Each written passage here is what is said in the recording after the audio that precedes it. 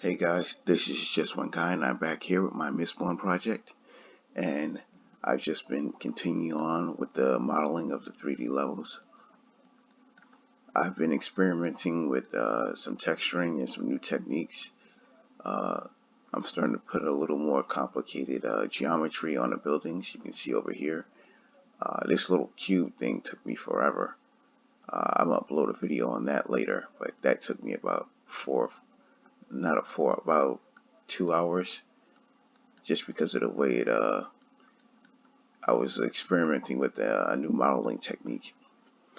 But all in all, I think the textures turned out pretty good. This brick texture, I'm not too fond of. It looks too wet for me, but I gotta improve it more. But the metal textures, they're coming out really good.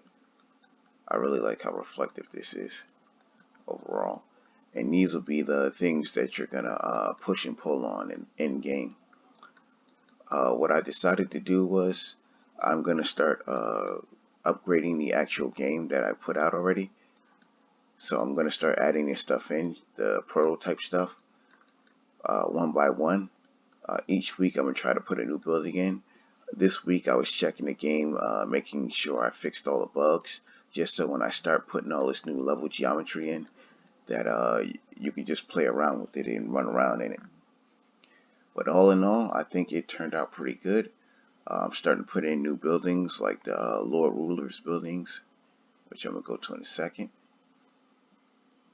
I always start with internal geometry, and this is going to be like the Lord Ruler's, I don't know what you call those buildings, cantons or whatever they were, where he basically has this administration. I can't really get into it right now, but I really got to fix the jumping on here. But as for the Scott building, I think it really turned out good with the texturing. You can see that everything looks pretty good. I still got some ways to go, and I still want to make it look better. I guess I got to fix that right there. Oh, that's not actually an error. I disappeared the wall because I was fixing the windows.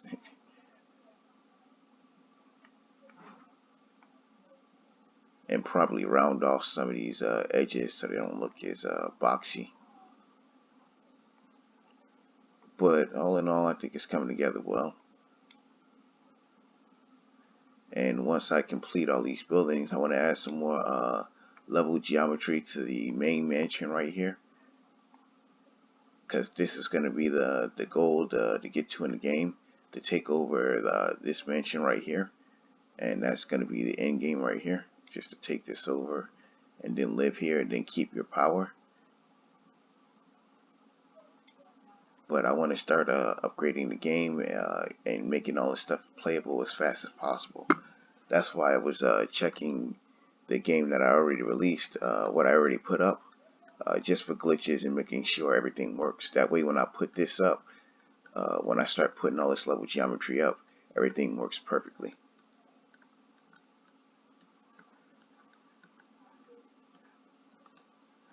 But all in all, I'm liking how everything turned out, or is turning out.